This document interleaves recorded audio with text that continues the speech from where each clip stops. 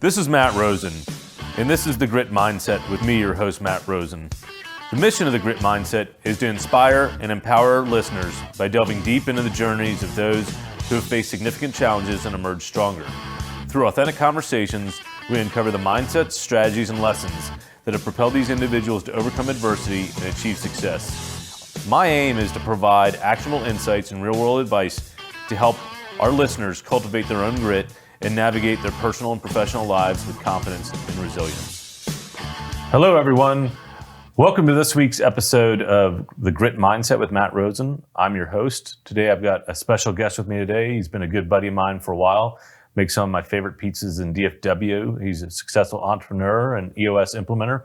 Please welcome to the show, Shane Spillers. Thanks for joining me here. Howdy, Matt. Good to see you, buddy. Yeah, it's great to have you on, man. We always have good times talking about business over at Campfire. Now we're doing it live here on The Grit Mindset. I love it. Yeah, so to get started, why don't you tell the audience just a little bit about yourself and what you do? Yeah, so I'm an entrepreneur helping entrepreneurs. Yeah. So what that means is I have a number of entrepreneurial ventures. I've got restaurants. I've got some real estate stuff. I've touched a number of things over the years, but where I spend most of my time is helping teams implement this thing we just call EOS. Yeah. Just as a framework to help them get control of their business, get them to where they want to go in the healthiest way as possible. So successful entrepreneur that's now helping other entrepreneurs by implementing a system to help them improve. Yeah, hell yeah. So much fun. That's awesome. So how do you get your start? Tell us a little bit about early life. How do you come down this path to becoming an entrepreneur? Yeah, so I have to rewind all the way back to my upbringing here in Dallas. Mm-hmm. My parents owned and operated their own business. And so from a very early age, I got to see what we now refer to as entrepreneurialism. We just thought it was crazy, me and my brothers when we were growing up. But yeah, just they had their own interior design firm, specifically focused on restaurants. And we got to see what that looked like from the inside looking out. Yeah. And we thought that they were crazy, right? Which is why I went to school and I got a degree in information operations management. And I thought I was going the corporate route until that was just not my trajectory. And so I'm so thankful I took the path less traveled. So, yeah, I'm just curious, one of the things you learned, did you work in the interior design business, or what was that like growing up with two parents that were entrepreneurs? Yeah, free labor for them is what it was early on. But for us, they would put us to work. We were the guys that were putting pictures on the walls, rolling out the carpet. We were installing the furniture and assembling everything. So we got to be pretty handy until we realized that other people were doing the same thing that we were doing, but for money. Yeah. And so we formed a collective bargaining group, and we negotiated some compensation. So it was a lot of fun. At least covered your allowance, what should have been your allowance at the time. Yeah, it should have been. We thought that, we didn't know what that was at the time. But yeah, that was how we cut our teeth in entrepreneurialism. So an immersive experience is probably the way I should phrase that. Got it. Yeah. So you kind of grew up around an entrepreneurial family, went to school thinking you were going the corporate route. So what changed your mind? Yeah, so I did go the corporate route. I mean, all the way up to, EY and Deloitte, just about as corporate as it gets. And I have to say, I mean, it was a breeding ground, a learning ground. I learned so much. I worked with so many amazing people. Mm-hmm. But for me, as I was traveling more and more and more, 80 to 90% travel, starting a family, wanting to start a family. Yeah. Those two things were, for me, just incompatible. Mm-hmm. And so I was looking for a better way. Yeah. And at that time, my family was opening up a restaurant, which is something we said we'd never do. You went from designing restaurants to opening one. Yeah, crazy town. Don't do it. Nobody should do that. But we had some success, and I was a part of the early stage opening. I was actually a part of the opening team. I was a server, so I was moonlighting as a server as we were getting that restaurant launched while I was still working at EY. And I got to tell you, I learned a lot about people. Mm-hmm. I learned a lot about myself, and I learned a lot about teamwork and what that means to really the individual pieces being greater than the sum of their parts. That's one of my favorite things about the restaurant business. Yeah. Is when you have those aces in places, that team can really thrive and provide some amazing experiences. I also learned that my gift mix is not being a server, not being a bartender. When I was walking home with $47 at the end of a Saturday night shift, like that's just, my wife was questioning everything about our relationship. And it was time for me to step away. I was able to check that box.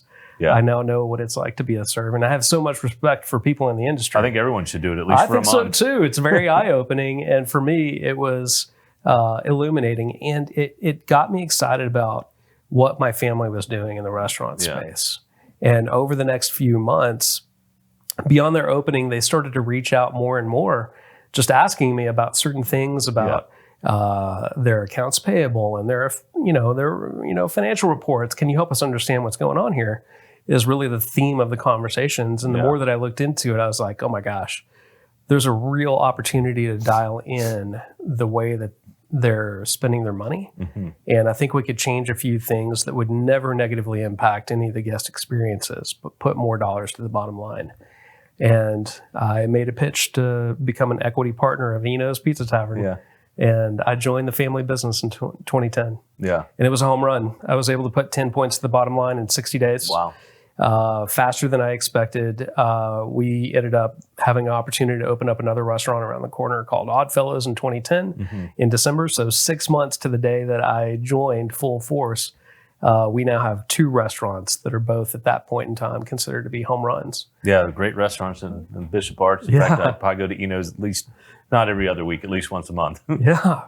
So for me, though, for our team, we had 2 home runs, and the obvious next thing to do is to open another restaurant. And so we opened up a place called Union Bear in West Village. Did you ever go? I never made it to Union Bear. A lot of people are in that category. Yeah. Right. That one didn't make it. All right. And so we had, I tell people that we had a monopoly. It felt like we had a monopoly on all of the entrepreneurial mistakes. Yeah. And so we were grasping at straws, looking for a better way. And we stumbled upon this thing called EOS. And we first tried to implement this framework of doing business. And we found a little bit of success, but we were also just kind of frustrated that it wasn't working the way that it was talking about it in the book. And so we hired a professional, Mark Winters. Okay. He came in, he helped us, and he held up what we refer to as the EOS mirror on our leadership team. And it was like us. Yeah. We were the issue. And so we had to have some real impactful conversations, but it gave us a way to have those conversations, words to say, tools to use to unpack what was really going on and remove as much emotion out of those conversations as possible to get to where we needed to go and to help us make the right best decision for where we needed to be. Any lessons, I think there's probably people listening, thinking about starting a business or thinking about an entrepreneurial journey. Obviously, we'll talk about EOS here more in a minute, but were there any early mistakes you saw that you can share, things that you had to overcome? As I think about the way that we scaled from one restaurant to the next restaurant to the third restaurant, we just got way ahead of what we could sustainably do from a people perspective. Yeah. Our hiring just was not what it needed to be. Right. And we also had split focus, which I think is another one of the critical aspects, is get really, really clear on why you're doing what you're doing and what you do. Yeah. As well as the third thing would just be the economic ratio of like activity relative to profit. Yeah. And all of that's rooted in Good to Great, Jim Collins, Chapter 5, headshot concept. So like we did not understand those concepts at that time. And that was really, really painful. So anybody that's contemplating doing anything entrepreneurial or scaling anything that they've done, I would say pay particular attention to Chapter 5 of Good to Great. Good to Great. Headshot concept. Great book. Well, we're on the grit mindset. And before we jump into the EOS, I'd like to hear what grit means to you, both personally and professionally. Yeah. So I think grit, by definition, means a disciplined pursuit of very clear goals. So 2 things working in tandem with one another. Yeah. And I think it is the practice of showing up, the practice of executing when nothing in your life is telling you you should continue doing that, right? So your family is telling you you're crazy. Your friends are like, hey, why aren't we hanging out anymore? The economics are not proving out that this is like what you should be doing. But this unmatched determination. Yeah. This will, this drive to go then and execute out of a conviction that this is the right and best thing to be doing. And the results are going to catch up. Yeah, you seem to have a very good grasp on it. And obviously, you've gone through your own journey and counseling other entrepreneurs. But where do you feel like your grit probably came from? Oh, man. I have to, again, rewind the clock all the way back to my childhood. Yeah.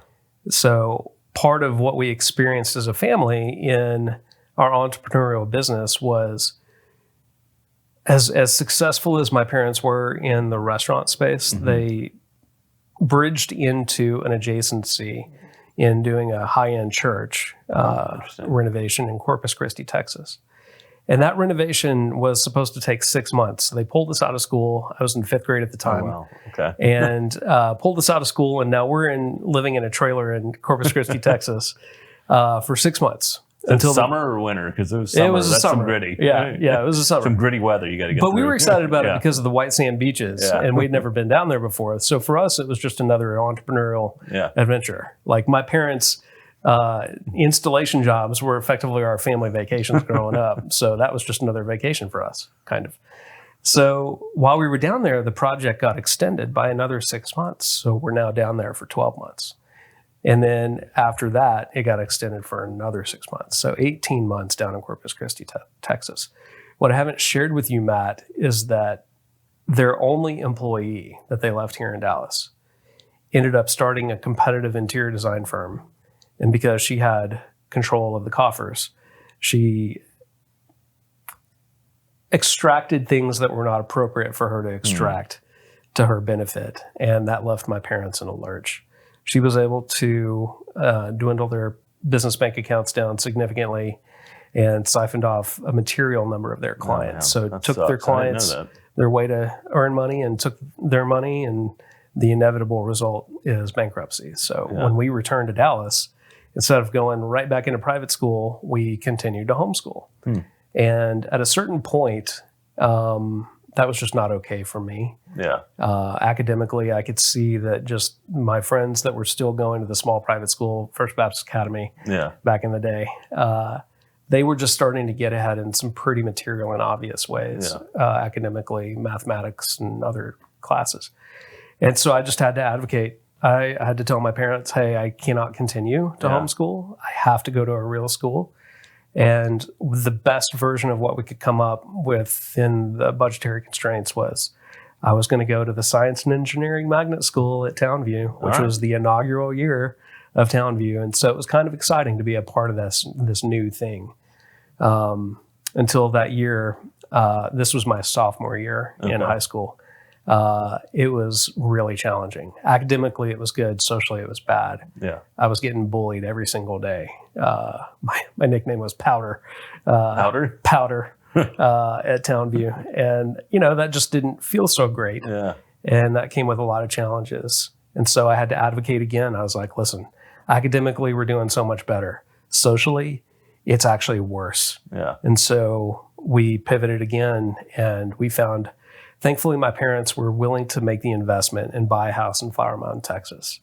And I went to Flower Mound Marcus my junior year of high school. And then, and that was great socially and academically. And then we were offered, me and my middle brother, Matt, were offered a scholarship to go back to First Baptist Academy, which is where all of our friends were, to play sports. And so my senior year, his junior year, we were both playing sports. So football, basketball, track. And that's where I graduated from high school. Wow, that's a lot of change going from First Baptist to living in Corpus to homeschool, then going through all those transitions. That must have been It was one of the hardest things that I've had to navigate. And it was really just this constant desire to better my situation. So I think if you're asking where grit came from, that's the origin story. Got it. How would you say you've taken that and applied that into your adult self and adult life? So probably to an extreme. So I say that in just meaning that in any circumstance, anything, it could be at a restaurant, it could be waiting in line somewhere, it could be a new deal or opportunity. I don't make a decision based off of the initial information provided or the initial suggestion available to me or the initial direction provided. I'm thinking through, is this right? Is this going to better me? In other words, it reinforced my ability to have a high degree of agency. Yeah. And I think that's the key. Is it's caused me to question, hey, is this the right best outcome for where we are right now? And I do that on a micro level and a macro level and everything in between. Yeah. So that's how that manifests. Yeah. Well, yeah, I was just going to say, and the challenging part of that is I have a really tough time turning that off, which at home is not always the best thing. Sometimes I should just say, yes, honey, that's the absolute right thing to do, and just move on. Usually works out better that way, but it's you and I entrepreneurs who like to control it all. I'm still learning. I think we all are. Yeah. So let's talk a little bit. Thank you for sharing the childhood story. Yeah. I didn't even know all that about you, and I've been friends with you for a while. So thanks for sharing that on the show. For sure.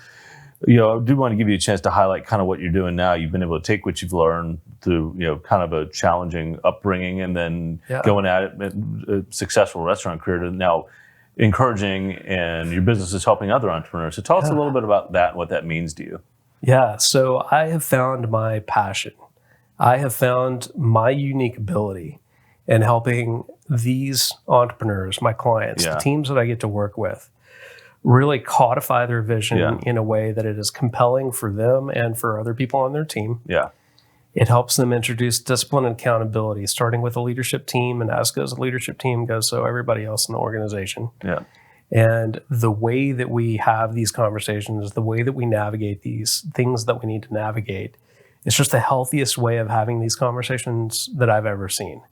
And I just have the privilege of being the guy in the room that asks the right questions at the right time. And in a lot of cases helps translate what's going on in somebody's head to their audience and then vice versa. Yeah. And so I'm a bridge of communication. I'm a guy that basically gets to help teams get to where they want to go. And then they go off and they own their vision. And it's interesting. So here we are, Monday the 23rd of June. So on Saturday, the 21st, was the Regional EY Entrepreneur of the Year competition for the Southwest region.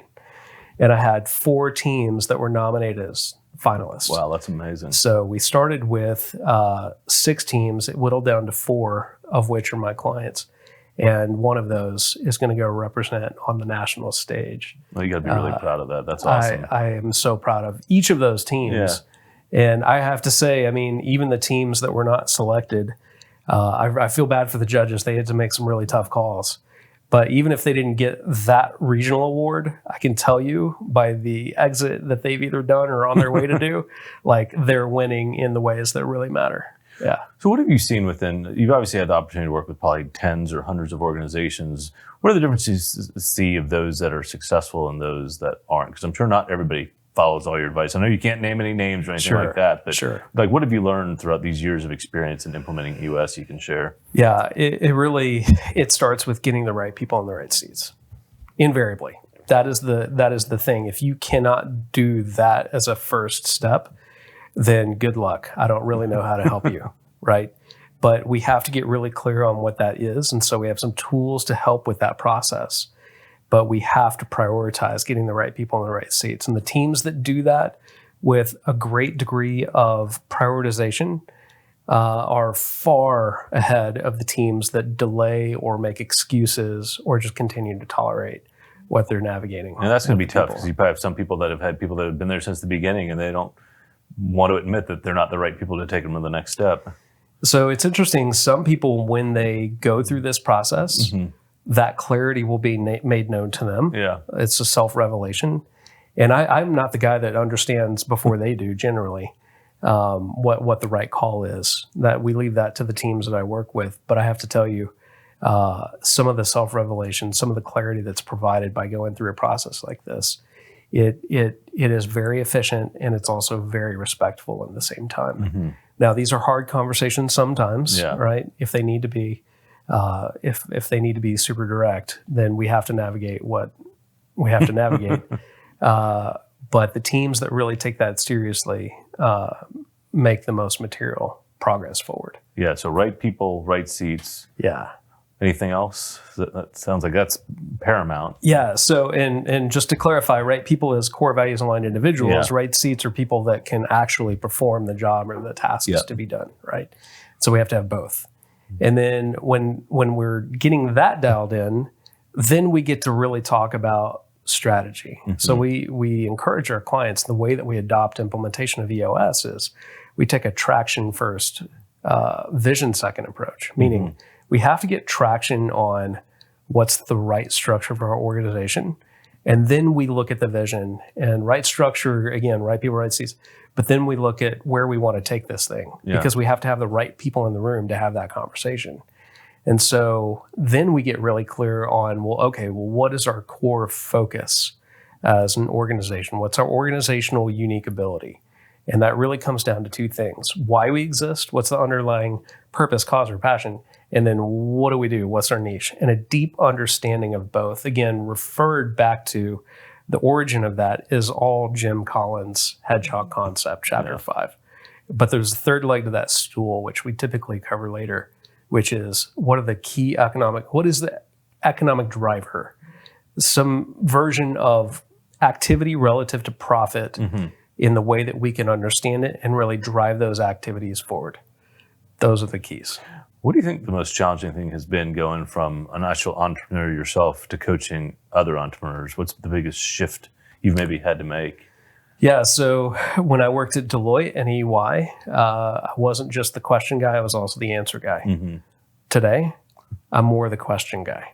So I have to resist the urge to tell my clients what to do. Yeah. Because at the end of the day, I do not own their results. That's got to be a little tough, though. It can be, but it's also very freeing, right? And so I've, in a lot of ways, let go of that. Now, if I see a client that's just struggling with something that I actually have experience and a deep understanding as to how those things work, then I will for sure help them out. But I have to weigh that very heavily against my role in the room, being a teacher, facilitator, coach of all things EOS, and not a consultant of the thing that they're trying to navigate.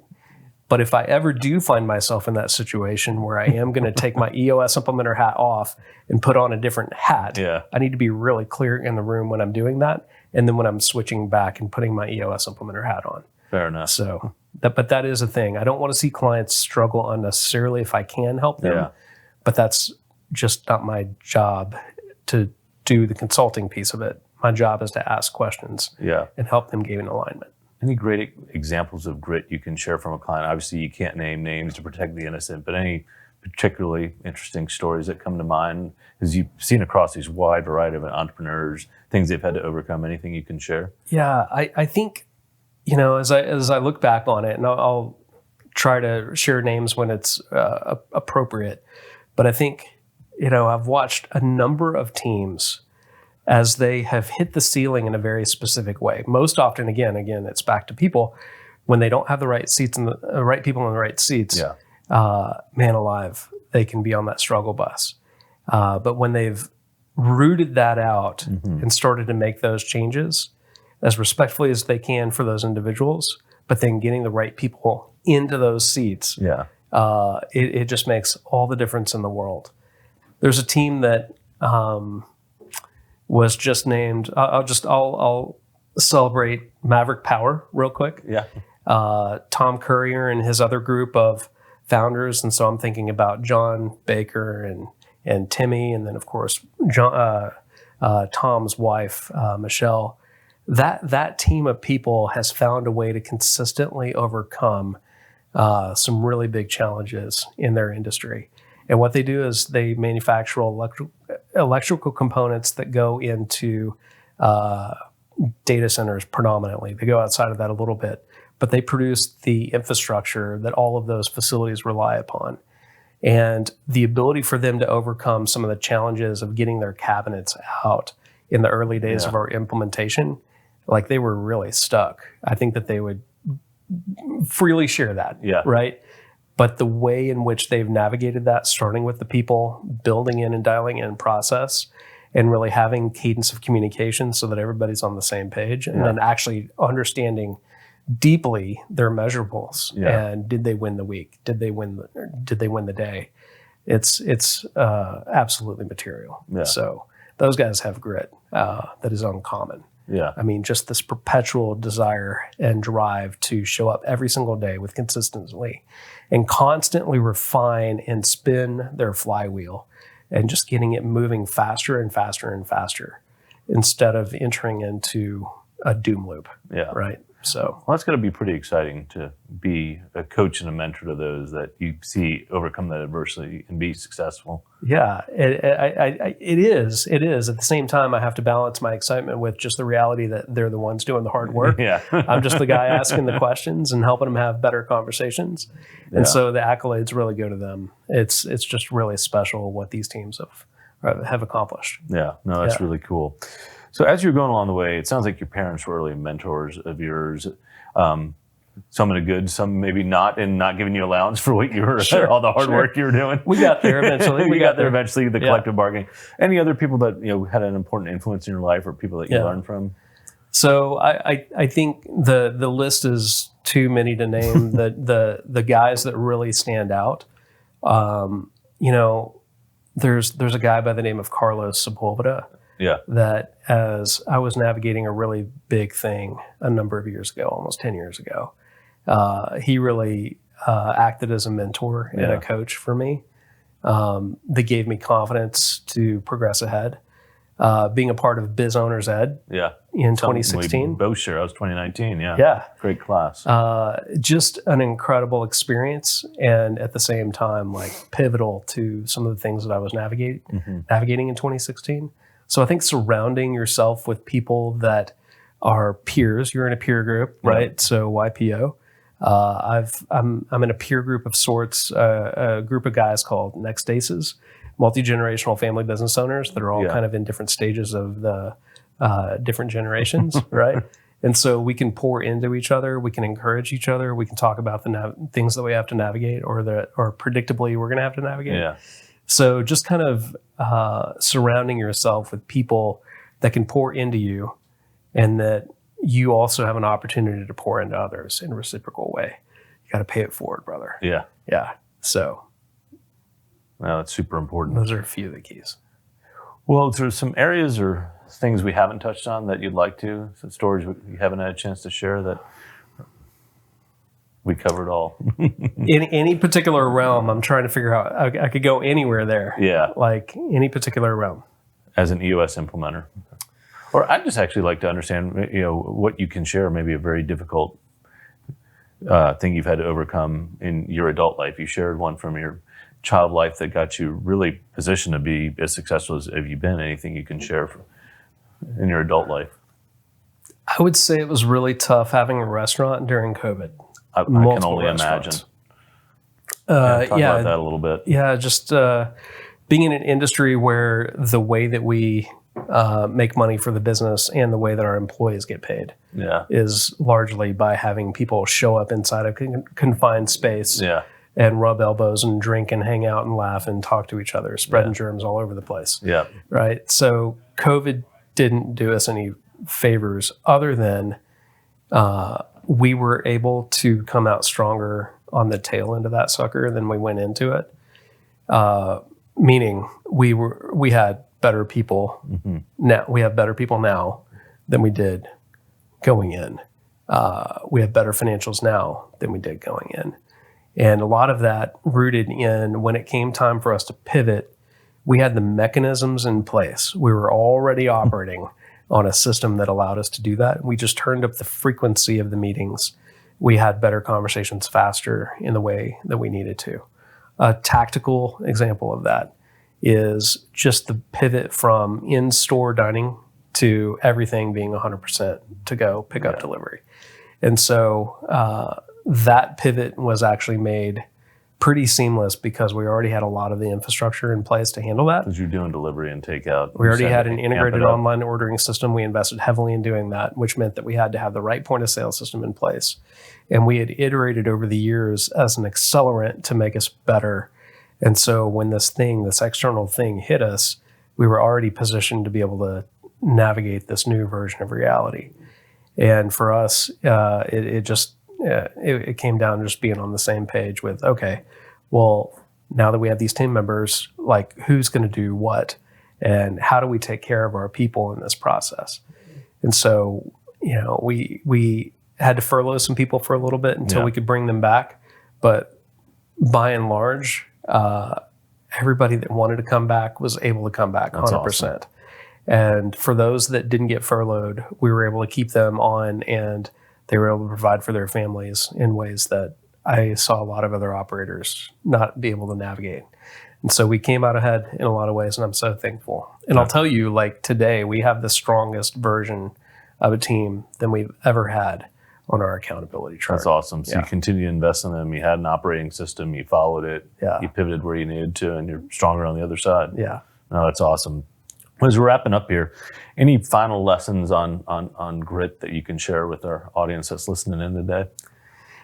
I think at the end of the day, it is just having clarity as to what is your number one goal. Mm-hmm. What are you trying to strive for? And if you know what that is and there's an underlying passion behind that, then the discipline is actually not the biggest issue. Mm-hmm.